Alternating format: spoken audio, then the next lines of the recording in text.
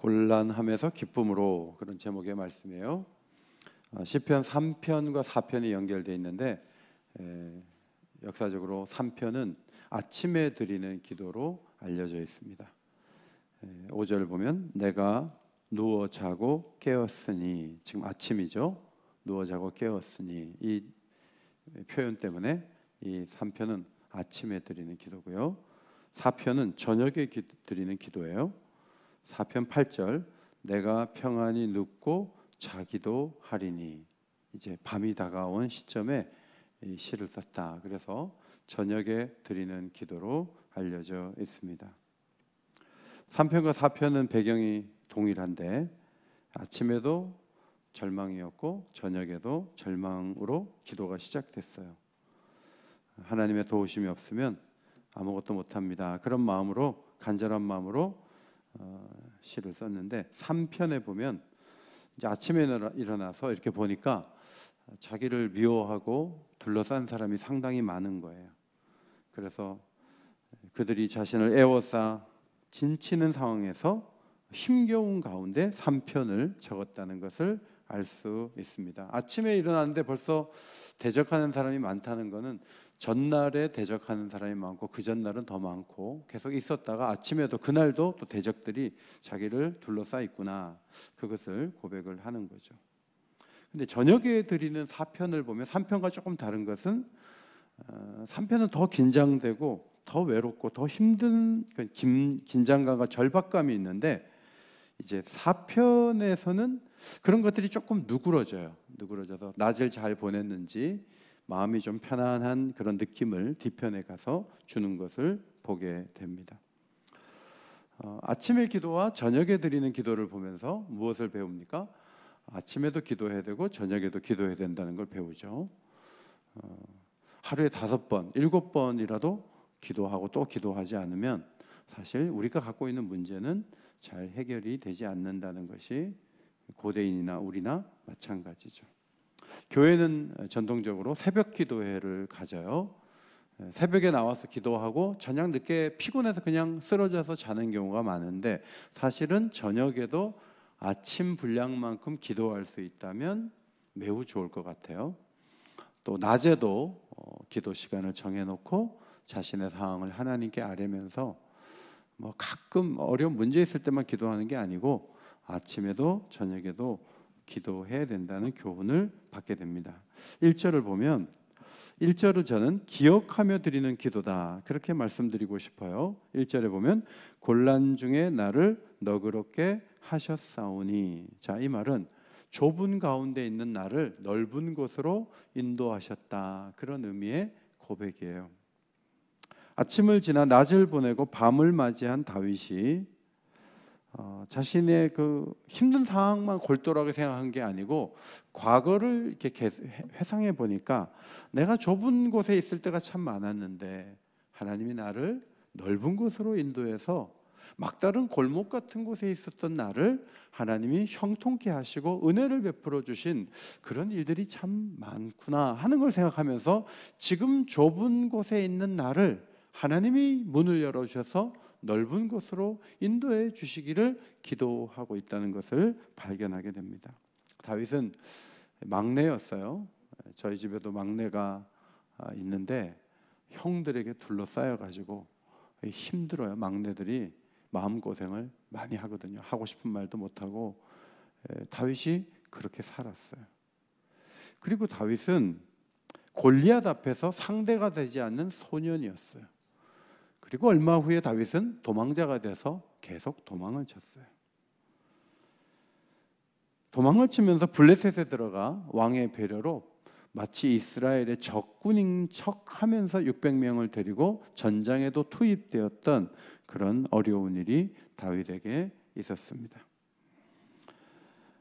사울이 포위망을 점점 좁혀올 때 기가 막힌 은혜로 생명을 유지하고 그것을 넘어선 경험도 있었습니다. 지금도 막다른 길 같다, 그런 느낌을 받지만 하나님이 의외로 나를 도우실 수 있다. 왜냐하면 과거에도 내가 곤란한 중에 많이 처했는데 너그럽게 하셨다, 넓은 쪽으로 인도해 주신 걸 보면 지금도 어렵고 힘들지만 하나님이 잘 풀어주시지 않을까 그런 기대를 하며 이 기도를 드렸습니다. 과거에 곤란했는데 하나님이 너그럽게 하신 이런 교회도 있죠. 우리 교회도 역사를 이렇게 보면 6.25가 터지기 전 한 해 전에 우리 교회가 설립이 됐어요. 그러니까 이 교회는 전쟁과 함께 사라질 수밖에 없죠. 왜냐하면 2년도 안, 1년 조금 지나서 전쟁이 터졌거든요. 그러면 나무로 말하면 심은 지 얼마 안 됐는데 태풍이 지나가고 홍수가 지나가면 그 나무가 어떻게 살겠어요? 그런데 이 교회가 75년 동안 여기 서 있잖아요. 이 교회는 많은 시련이 있었어요. 그런데 하나님이 이 교회를 지켜주신 거죠. 개인적으로도 여러분이 기도할 때 좀 힘을 내시려면 여러분이 참 힘들었을 때 하나님이 도우신 걸 기억해 보세요. 그러면 지금도 도와주세요. 지금도 하나님이 나를 도우실 수 있다, 이런 확신을 갖게 되는 거죠. 때로는 여러분이 설교의 은혜를 못 받아가지고 오늘은 말씀의 은혜도 별로 없고 집에 가버려야 되겠다 하고 기도를 못하는 경우도 있죠. 왜냐하면 여러분의 관심사와 설교자의 관심사가 틀으면, 같지 않으면 이 영적인 어떤 힘이 잘 오지 않을 수 있어요. 성경에 많은 주제가 있는데 여러분이 그렇게 갈급하고 원하는 말씀만 어떻게 전하겠어요? 그러니까 설교자가 여러분의 마음에 큰 어떤 힘을 주지 못할 때가 있지만, 설교는 설교고 기도를 할 때 내 마음속에 과거에 하나님이 나를 지켜주신 은혜가 막 기억되면서 나 스스로가 뜨거워질 수 있어요. 간절한 기도를 드릴 수가 있는 거예요. 오늘 다윗은 뭐 설교를 듣고 이런 시를 쓴 거 아니에요. 기도한 게 아니에요. 기도하는 중에 내가 곤란했을 때 하나님이 나를 넓은 곳에 두신 적이 있잖아요. 하나님, 지금도 제가 곤란한 중에 있습니다. 저를 좀 해결해 주세요 라고 뜨거운 마음으로 기도하는 거예요. 재직 세미나가 있었던 혜성교회에서 강사하러 오셨던 총신대 총장 박성규 목사님께서 설교 중에 아버지가 10살 때 돌아가셨다고 그런 말씀을 하셨잖아요. 그런데 위에 누나가 3명인가? 밑에 여동생이 2인가? 그러니까 6남매잖아요. 6남매.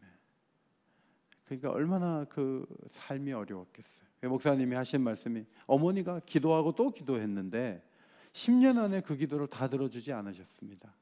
20년이 지나도 30년이 지나도 40년이 지나니까 어머니 기도를 하나님이 받으셨다는 생각이 듭니다.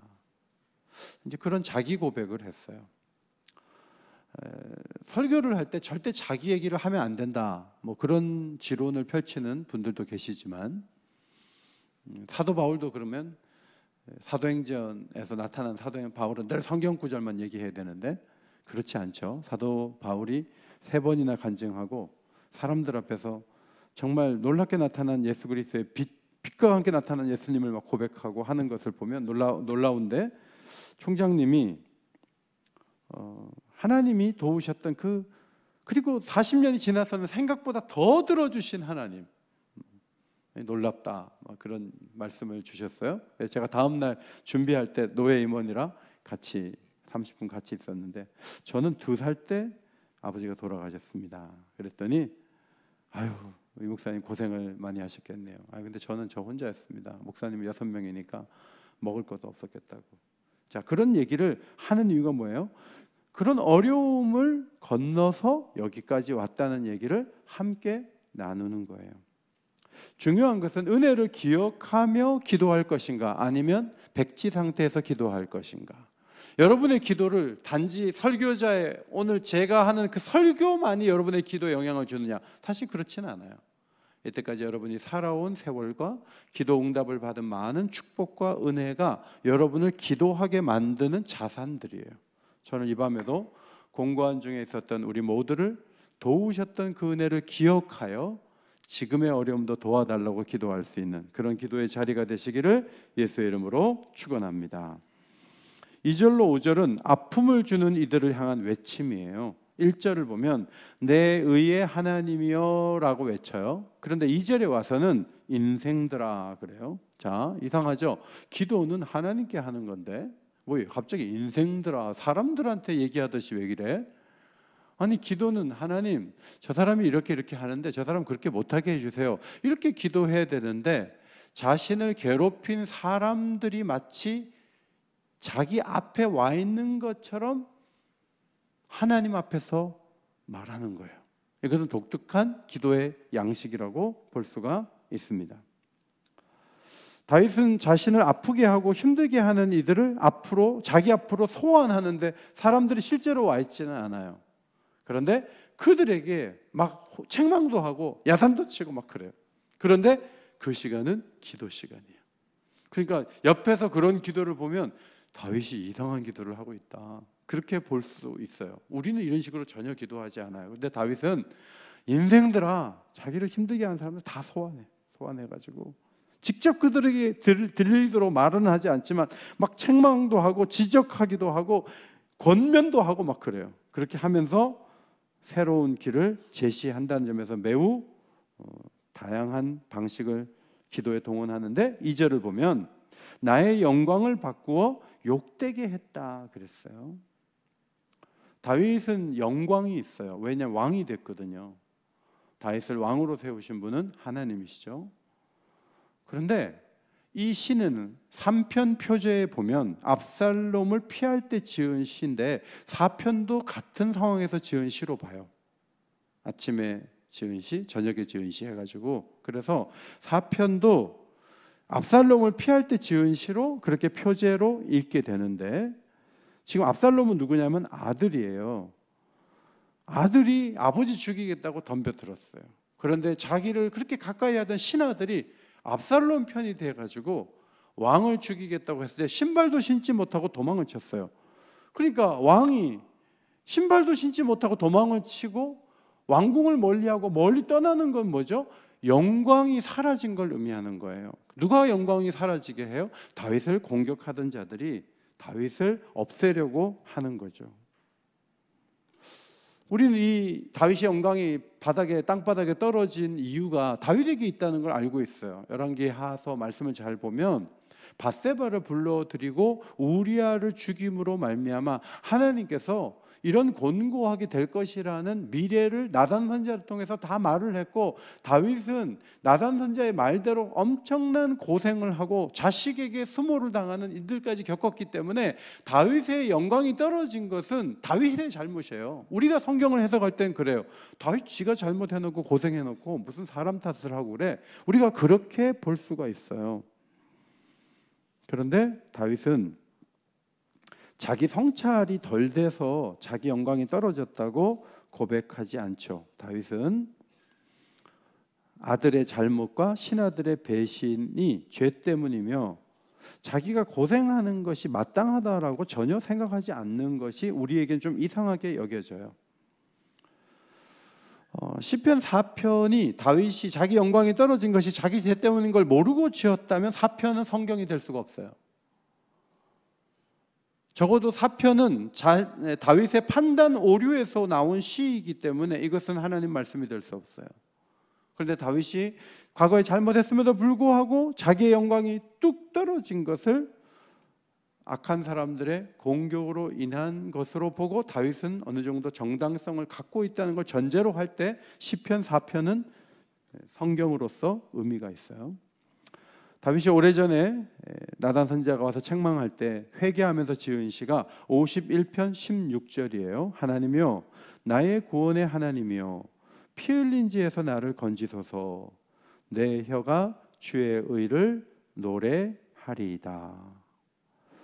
자기가 피 흘린 죄를 지었다고 고백을 했고 하나님 앞에 회개한 적이 있어요. 그 이후에 아들이 공격할 때 내가 옛날에 피를 흘려갖고 내가 지금 아들한테 공격을 당하는 거야. 신하들이 나를 이렇게 코너로 모는 거는 내가 밧세바를 범해서 이렇게 일어난 일이니까 내가 입 꽉 다물고 이 모든 아픔을 내가 다 담당해야 돼. 다윗이 사실 그렇게 하는 게 반성하는 모두인데 오늘 4편은 전혀 그런 쪽으로 진행되지 않아요. 이 부분에서 우리는 하나님께서 죄 용서를 하신 것이 어떤 의미가 있는지를 생각해 볼 필요가 있어요. 시편 32편 1절과 2절 말씀이에요. 앞에 보시고 읽겠습니다. 시작. 허물의 사함을 받고 자신의 죄가 가려진 자는 복이 있도다. 마음에 간사함이 없고 여호와께 정죄를 당하지 아니하는 자는 복이 있도다. 자, 이 시를 쓴 사람이 누구냐 하면 다윗이에요. 다윗은 허물의 사함을 받았고 그 다음에 하나님께 정죄를 당하지 않는다는 확신을 회개 이후에 가졌던 것 같아요. 그래서 어려운 일이 있을 때마다 내가 그때 밧세바 범해서 이런 일이 온 거야. 내가 우리아를 교살해가지고 내가 이런 일이 온 거야. 그렇게 생각하지 않았어요. 왜냐하면 그 부분은 하나님이 용서해 주셨다고 봤기 때문에 시편 4편은 시로서 정당성을 갖게 되는 거예요. 이런 관점에서 보면 바울도 디모데에게 편지할 때 내가 죄인 중에 괴수다, 내가 핍박자였고 해방자였다 이렇게 적지만 바울의 그 고생 많이 한 얘기가 고린도후서 11장에 나와요. 고린도후서에 막 수고 많이 하고 옥에 갇히고 매도 맞고 막 여러 번 자지 못하고 바다에 빠지고 목마르고 춥고 헐벗었다 이런 얘기를 하면서 내가 그때 스데반 죽여가지고 그 옷을 맞는 책임자로서 내가 스데반 집사를 핍박해갖고 내가 이 고생 당하는 거야 라고 전혀 적지 않아요. 이게 매우 중요해요. 기독교는 십자가를 지러 가시는데 가장 예수님이 힘들 때 3번 부인한 베드로가 용서받는 장면을 어떻게 묘사하죠? 요한복음 21장에 어떻게 묘사하죠? 요한의 아들 시몬아, 내가 이 사람들보다 나를 사랑하느냐? 3번 질문을 하시는 것으로 3번 부인하는 것을 막아서는 게 기독교예요. 너 그때 이랬으니까 너 이거 당해. 이건 기독교 아니에요. 이거는 세상적 방식이에요.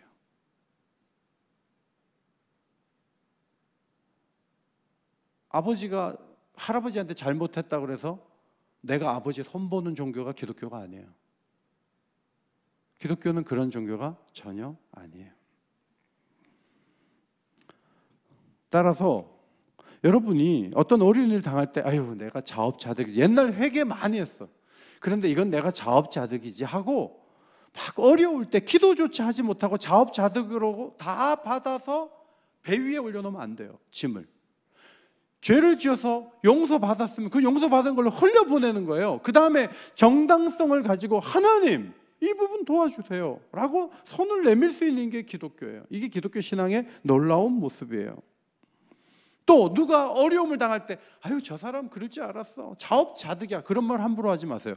하나님이 그 사람을 어떻게 용서했고 어떻게 도와줬는지 모르는 관점에서 자업자득이란 말을 함부로 쓸 수 없다 하는 거죠. 다윗은 하나님이 자신에게 주신 영광을 사람이 욕되게 할 수 없는 정당성을 갖고 시편 4편을 적은 거예요. 상대는 헛된 일을 좋아하고 거짓을 꾸며서 자신을 궁지에 몰아넣는다고 고발을 하는 거죠. 2절 끝에. 이게 매우 중요하다는 생각이 들어요. 자, 얼마 전에 야당 정치인이 칼로 누가 이렇게 목을 찔렀어요. 그래서 막 큰 수술을 받고 병원에 가는 걸 봤어요. 그때 그 야당 그 지도자를 좋아하지 않는 사람들이 뭐라 그랬냐면 자업자득이다 막 이런 말을 했어요. 어젠가 또 국민의힘 여성 의원이 10대가 돌을 들고 덤벼 들어갔고 막 10몇 번을 머리를 쳤어요. 그래서 병원에 지금 가 있어요. 그때 여당 국민의힘이 싫어하는 사람들이 그 폭력을 행사하는 10대의 그 잘못을 얘기를 하지 않고 자업자득이다라고 말하는 분위기가 우리나라에 지금 팽배해 있어요. 이건 매우 위험한 거예요. 칼로 목을, 이건 폭력이잖아요. 그 누구도, 그분을 싫어하는 사람도 절대로 그러면 안 된다고 말해야 돼요. 돌을 들어서 막 머리를 치는 것을 보고 국민의힘이 잘못해서 그렇다라고 정치적으로 얘기를 하면서 그거를 지지하는 순간 우리는 혼란스러운 나라에 들어가게 되는 거예요. 우리는 의도 없고 불의도 없는 나라가 되는 거예요. 잘못된 거는 잘못된 거예요. 하지 말아야 될 짓은 내가 아주 미워하고 좋아하지 않는 사람이 당했다 그래가지고 뭐 그거에 어때? 이러면 안 돼요. 그래서는 나라가 올바르게 갈 수가 없어요. 다윗은 자신이 영광을 짓밟힐 이유가 없다는 이유를 3절에서 이렇게 말해요. 여호와께서 자기를 위하여 경건한 자를 택하신 줄 너희가 알지어다. 내가 그를 부를 때 여호와께서 들으시리로다. 자신이 영광을 얻은 것은 하나님 때문이다. 하나님이 자신을 경건한 자로 택하셔서 왕을 세우셨다. 나는 하나님과의 특별한 관계가 지금도 유지되고 있어서 보통 사람하고 난 다르다. 나는 하나님을 찾으면 하나님이 내 말 들어주고 나와 대화를 하고 내가 원하는 것을 해줄 수 있는 특별한 관계가 아직도 성립되어 있어서 하나님과의 관계에서 나는 여전히 영광스러운데, 많은 사람들이 다윗을 인정을 하지 않고 짓밟아 버렸어요. 그 영광을 초토화시켰어요. 이것은 매우 잘못됐다는 거예요. 과거에 사울이 왕가테아 왕이라고 불러주죠. 완전 미치광이에요. 사람을 그렇게 잡으러 다니고 3,000명 군사를 풀고 별짓을 다해요. 제사장들을 그렇게 수십 명을 도액이라는 사람을 통해서 죽이고 별짓을 다해요. 그 일 이후에 다윗이 사울을 죽일 기회가 왔어요. 그때 칼을 댈 수 있었어요. 그런데 칼을 대지 않았어요. 이유가 뭔지 아세요? 기름 부음을 받았기 때문에 손을 대지 않겠다고 자기가 스스로 정한 게 있어서 그래요. 다윗의 굉장히 매우 위대한 태도예요. 우리 청소년들이 할아버지, 할머니들 노약자석에 앉아 있다가 산모도 이렇게 올라오고 배가 이렇게 부르는데 물어보는 거예요. 아주머니, 딸이에요, 아들이에요? 딸이라 그러는데, 그럼 자리 양보 안 해요. 딸이니까. 나는 아들 임신한 사람만 나는 양보할 거예요. 자, 그런 사람이 있나요? 할아버지가 올 때 할아버지여서 양보하는 거지, 할아버지가 살아온 세월들을 저울질 해가지고 그 한 자리 양보할 사람이 있나요? 그런 사람은 없는 거죠. 신앙의 세계도 다윗은 경건한 자를 하나님이 택하셨고, 택함을 받은 다윗이 지금도 기도하면 하나님이 음성을 듣고 적극적으로 도와주는 그 관계가 있는데, 그 부분에서 존중받고 인정받지 못하다는 것을 다윗이 지금 힘겨워하면서 4절, 너희는 떨며 범죄하지 말지어다. 자리에 누워 심중에 말하고 잠잠할지어다 라고 외쳤습니다. 자신을 공격하는 이들의 마음에 좀 두려움이 있기를 원한다. 두려움이 있어야 제어가 되는데, 두려움이 없으면 계속 다윗을 압박할 수밖에 없잖아요. 그래서 자기도 이제 누워 자고 원수도 누워 자는데, 이 밤에 누워 잘 때 좀 내일 아침에 일어나서는 내가 다윗을 좀 옛날처럼 하지 말아야지, 이런 두려움을 좀 마음에 주세요 라고 기도하는 얘기예요. 너희는 떨며, 원수들에게 하는 말이지만 원수들이 여기 앞에 있지도 않는데 누가 듣겠어요? 하나님께서 이 소리를 들으시는 거죠. 그들이 좀 떨면서 두려워해서 저를 압박하는 일을 좀 그만하게 해주세요. 자리에 누워 그냥 심중에 말할지언정 잠잠하게 좀 해주세요 라고 지금 다윗이 기도를 하는 거예요. 밤을 잘 보내면서 아침부터 신중하게 하게 되는 그런 변화가 오게 해달라고 하나님 앞에 기도하는 거죠. 이런 두려움 필요하죠. 전에 이라크 후세인 잡으러 갈 때 그 김정일 북한 그 위원장이 한 달인가 안 나타났어요. 어디 숨어버렸어요. 왜냐면 후세인 잡으러 가는데 나도 잡으러 오지 않을까 해가지고 엄청나게 두려웠던 것 같아요.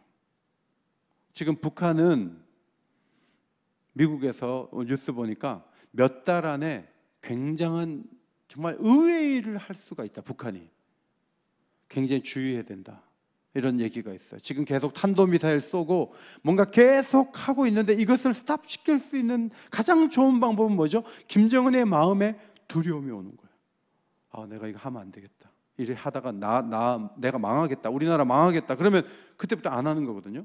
근데 악인의 마음에 두려움을 주시는 분이 누구예요? 하나님이에요. 오늘 시는 하나님 그 사람에게 두려움 좀 주세요 이렇게 기도하지 않고 그 사람을 소환해서 너희는 떨며 잠잠하여 누워서 아무것도 좀 하지 말라라고 선포하지만 하나님의 그 음성을 들으시고 악인들의 마음에 두려움을 주실 수 있는 분이라 생각하고 이렇게 기도를 했던 거예요. 실제로 하나님 역사에서 두려움을 줘서 일을 확장시키지 못하게 하는 경우가 있었죠. 창세기 35장 5절이에요. 그들이 떠났으나 하나님이 그 사명 고울들로 크게 두려워하게 하셨으므로 야곱의 아들들을 추격하는 자가 없었더라. 하나님이 세겜족이 디나 사건으로 인해서 그 야곱의 아들들이 가서 막 사람들을 살육했거든요. 동맹관계, 고을마다 동맹관계예요. 그래서 우르르 몰려올 수 있었는데 하나님이 다 두렵게 해가지고 야곱의 가족을 추격하고 공격하지 못하도록 하나님이 막아주신 적이 있어요. 라반에게 찾아오셔서 야곱에게 손대지 말라고 두려움을 주시고 라반이 그렇게 하지 못하도록 하신 분이 하나님이에요. 하나님께서 그 일을 하시는 분이라는 것을 다윗은 알고 있었습니다. 5절 의의 제사를 드리고 여호와를 의지할지어다. 자, 의의 제사를 드리고 뭐죠? 예배. 자, 다윗을 지금 힘들게 하는 사람도 예배를 드리고 있는 거예요.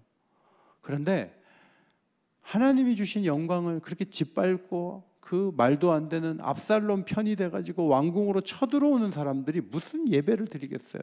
거기에 무슨 예배가 있어요? 그런데 그렇게 살지 말고 그 행위에서 돌아서서 제대로 된 예배를 좀 드리고 압살롬 의지하지 말고 여호와를 의지할지어다. 반대자들의 요구가 6절에 나와요. 우리에게 선을 보일 자 누구뇨? 이게 악인들의 요구예요. 여기서 선은 뭐죠? 좋은 일이에요. 자, 다윗을 따를 때 우리에게 뭐가 좋은 일이 있어? 다윗은 이미 노쇠했는데 다윗에게서 뭐 건질 게 있어? 다윗에게 받을 건 아무것도 없어. 젊은 지도자 압살롬이 오히려 이 나라를 더 잘 이끌 수 있어 라고 압살롬 진영에 들어간 사람들은 우리에게 선을 보일 자는 최소한 다윗은 아니야 이러고 나오는 거예요. 근데 다윗은 그 말이 합당하지 않다는 거죠. 야구팀에서는 선이 뭐예요? 연승을 거둘 수 있는 투수와 잘 때릴 수 있는 타자가 있는 그 상태가 선이에요. 정치 지도자의 선은 경제를 살리는 것이라고 말할지 몰라요. 그런데 그런 차원에서는 다윗은 국가적인 비전이나 젊은 패기나 여러 가지 면에서 약해 보일 수 있었어요. 그런데 다윗은 이 부분에 대한 압력을 받으면서 그가 하는 얘기가 뭐예요?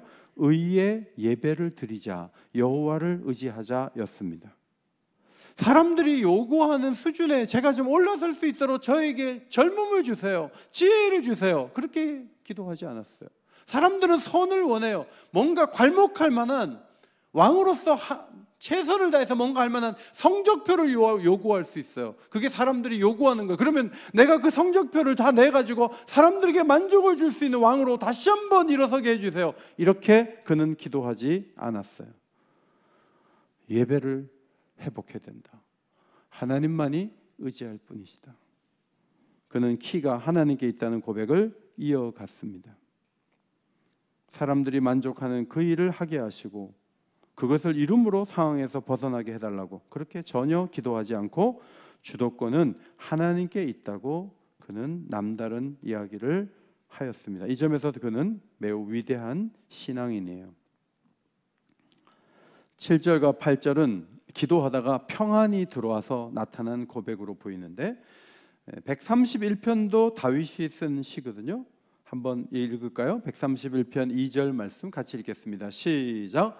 실로 내가 내 영혼으로 고요하고 평안하게 하기를 젖된 아이가 그의 어머니 품에 있음 같게 하였나니 내 영혼이 젖된 아이와 같도다. 다윗은 기도하면서 평안이 이렇게 들어오는 걸 느꼈어요. 이 기도가 참 좋은 게 이 기도를 제대로 하다 보면요, 막 불안해서 기도하다가 마음에 평안이 이렇게 들어와요. 그러면서 이 염려가 밖으로 이렇게 밀려가는 거예요. 그러면서 다윗이 환경도 하나도 안 바뀌었어요. 여전히 자기를 괴롭힌 사람 그대로 있음에도 불구하고 기도하다가 하나님, 완전히 하나님 편이 돼서 하나님이 주신 막 큰 은혜가 임해서 쓴 시가 7절과 8절이거든요. 7절을 같이 한번 읽겠습니다. 7절 시작. 주께서 내 마음에 두신 기쁨은 그들의 곡식과 새 포도주가 풍성할 때보다 더하니이다. 농경사회에서 고대에 가장 큰 기쁨은 곡식을 많이 거둘 때, 포도주가 아주 풍성하게 소화가 됐을 때, 그때가 제일 기쁘거든요. 그때보다 하나님이 내 마음에 두신 기쁨이 더 크다는 거예요. 지금 일이 해결이 안 됐지만 기도하면서 내 마음의 기쁨이 너무 큰데 추수 때 기쁨보다 더 크다, 이런 말이에요. 우리 에스라 청년부는 제일 큰 기쁨이 뭐예요? 언제가 제일 크게 기쁘죠? 에스라는 기말고사가 연기됐다는 소식을 학교 가서 들었을 때 그것보다 더 큰 기쁨이 찾아왔다는 거예요. 중고등부 학생들 휴대폰 새 걸로 바꿀 때 기쁨, 그것보다 더 큰 기쁨이 찾아왔다는 거죠. 상황은 바뀌지 않았는데 막 기쁨이 밀려오는 거예요. 성경에 보면 기쁨이라는 것이 꼭 내가 원하는 것이 됐을 때만 기쁨이 오는 것은 아니에요. 성경을 잘 보면 느헤미야를 보면 느헤미야서의 8장에서는 말씀이 주는 기쁨이 나와요. 그 다음에 큰 제사를 드렸다 12장 43절 예배의 기쁨이 나와요. 그 다음에 객과 함께 그 많은 것들을 먹는 걸 나눌 때 나눔의 기쁨이 느헤미야서에 나오는 것을 보게 돼요. 시편 65편 8절을 볼까요? 주께서 아침 되는 것과 저녁 되는 것을 즐거워하게 하시며. 여러분, 기쁨 가운데 아침이 되는데 기분 좋은 거예요. 아침에 일어나서 마음에 기쁨이 있고 저녁이 돼도 좋아. 그러니까 하루 종일 좋은 거예요. 이게 하나님이 주시는 기쁨이거든요. 여러분, 아침에 막 긴장하면서 일어나지 말고 저녁에도 막 밤잠 못 자고 그러지 말고 그냥 아침도 좋고 저녁도 좋고 10살 때도 좋았고 80대도 좋고 이런 기쁨이 여러분에게 있기를 소원합니다. 계속 기쁜 거죠. 큰 기쁨이 있는 거예요. 시편에 보면 주의 이름으로 말미암아 즐거워한다. 풍성한 화평으로 인하여 즐거워한다. 주의 인자하심을 인하여 즐거워한다. 경건한 시인들이 즐거워하는 이유가 꼭 뭐가 잘 되고 뭐 그런 게 아니에요. 그냥 하나님의 성품과 하나님의 도우심과 하나님이 곁에 있고 하나님이 함께 하시는 것 때문에 즐거워해요. 여러분이 보면은 야, 이 사람들이 다 희한하네. 아무것도 뭐 된 것도 없는데 그냥 하나님 때문에 좋아한다고? 그게 뭐야? 이렇게 생각하실지 모르지만 하나님도 그래요. 하나님도 그래요. 자, 스바냐 3장 17절. 자, 같이 한번 읽을까요? 시작.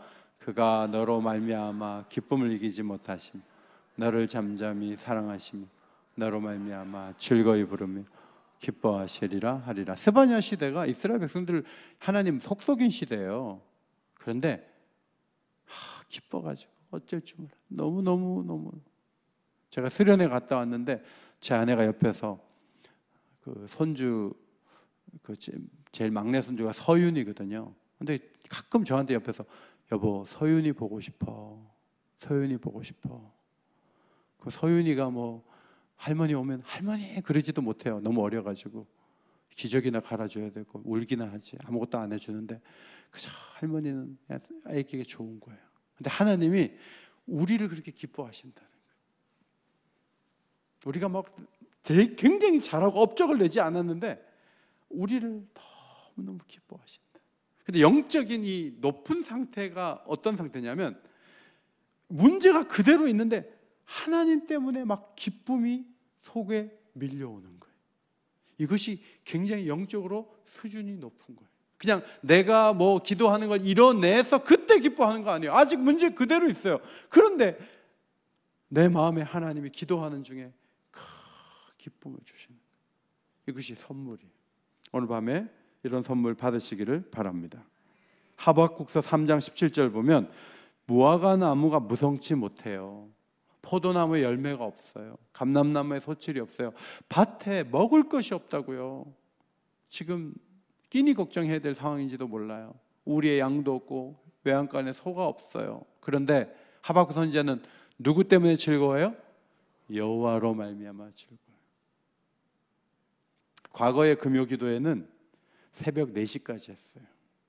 그리고 막 음악과 함께 얼마나 찬송을 부르고 얼마나 할렐루야를 외치고, 그래갖고 이슬 맞으면서 집에 가는 거죠. 중고등학생들까지도 새벽 4시, 5시까지 기도하고 갔어요.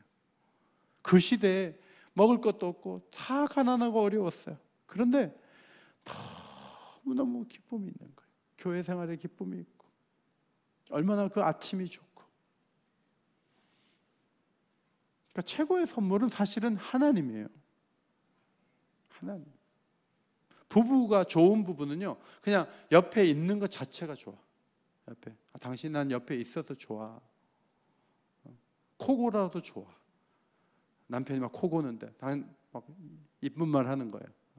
나는 코 고는 소리가 안 들리면 잠이 안 온다느니 뭐 이러면서 막 그렇게 사랑의 관계에 빠진 부부가 얼마나 예뻐요. 근데 하나님과의 관계에서 하나님이 살아계시면 나를 이렇게 대우해요? 자, 이 상태는 아직 하나님과 깊이 있게 들어간 상태가 아니에요. 오늘 다윗은 수많은 대적으로 해서 어려움이 그대로 있는 상태예요. 그런데도 불구하고 7절의 고백이 나오는 거예요. 염려를 찾아보기가 어려워요. 8절, 내가 평안히 눕고 자기도 하리니 나를 안전하게 살게 하시는 이는 오직 누구라고요? 여호와시니이다. 하나님이 잠을 주시죠. 문제가 여전함에도 불구하고 잠을 푹 잘 수 있게 도우셔. 엘리야를 떡을 먹인 다음에 하나님이 잠을 재우시는 거예요. 하나님 주신 선물이에요. 다윗은 지금 안전하게 살게 하시는 분이 하나님이다. 이 확신을 더 강하고 견고하게 갖고 있는 것을 볼 수가 있습니다. 하나님이 도우세요. 우리 에스라, 다니엘 지체들 하나님이 도우실 거예요. 걱정하지 말고 결혼하세요. 그리고 둘까지만 도우시지 않고 넷도 도우시고 다섯째도 도우세요. 하나님이 은혜를 많이 주시거든요. 이번에 어제 앞에 앉아서 그 광주에서 오신 목사님 사모님이 앞에 앉으셨는데 자녀를 몇이나 두셨어요? 그랬더니 넷 뒀습니다. 모두 딸입니다. 그래서 딸만 넷이세요? 그랬어요. 그런데 그 사모님이 그래요. 자기가 넷째를 낳았을 때 사람들이 또 딸이냐고 그랬대요. 너무 상처가 돼가지고 자기가 셋째의 이름 앞에는 사랑하는이란 말을 붙였고 넷째는 존귀한이라는 수식어를 붙여서 자신의 그 아이의 존엄성을 자기가 지켰다고. 근데 그 아이가 나중에 정말 복음을 위해서 멋지게 사는 아이가 돼서 지금 영국 가 있다 그러면서 그 딸 얘기를 하더라고요. 셋째까지만 도우시는 거 아니에요. 넷째도 도우세요. 다윗은 8번째예요. 하나님이 그 인생을 책임져 주시는 거예요. 오늘도 우리는 하나님 앞에 나와 기도하는 특권을 누리고 있어요. 오늘도 기도하다가 이 자리에서 바로 받을 수 있는 응답이 뭐냐면 평안이 밀려오는 거예요. 기쁨이 채워지는 거예요.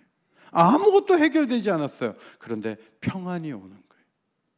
제가 오늘은 저녁을 국수집에 가서 국수를 먹고 스타벅스에 가서 폼나게 설교 준비 좀 하려고 몇 번 읽고 오려고 거기서 딱 앉았는데 설교 준비를 하기가 힘들었어요. 왜냐하면 옆에 두 자매하고 상견례를 했나 봐요. 그래갖고 싸우기 시작하는데 제가 도대체 들을 수가 없어요. 얘네들 결혼할 애들이 왜 이렇게 싸워요? 오빠가 그래갖고 그냥 살자는 거야 말자는 거야 막 그러면서 아니 결혼은 우리가 하는데 왜 부모님한테 그걸 묻냐고 막 이러면서 막 내가 한마디, 나도 지금 주례사 준비하고 있는데 제가 한마디 할까요? 얘기하고 싶은데 괜히 오늘 또 여기 못 올 것 같은 상황이 될까 봐 제가 얘기는 못했지만, 여러분 결혼을 한다 그래도 다 행복한 게 아니에요. 막 울그락불그락 하면서 막 힘겨운 사람이 너무 많아. 근데 하나님께 맡기고 하나님을 신뢰하고 문제가 없는 게 어디 있어요? 근데 여기 문제가 많은 상황 속에서 주께서 내 마음에 기쁨을 주시는 거예요. 문제가 하나도 없는 사람은 기쁨도 적어요. 근데 문제가 많고 너무 공고하고 힘든데 기도하다 보니까 문제가 없을 때보다 더 큰 기쁨이 내 인생에 밀려와요. 이것이 기도하는 자의 축복인 줄 믿습니다. 이 축복을 받아야 돼요. 그래서 오늘 저녁에 기도할 때 이런 기쁨을 좀 조금이라도 맛볼 수 있게 해달라고 간절한 마음으로 기도하고 돌아가시면 좋겠어요. 찬송 한 장 부를게요. 내 마음속에 있는 참된 이 평화는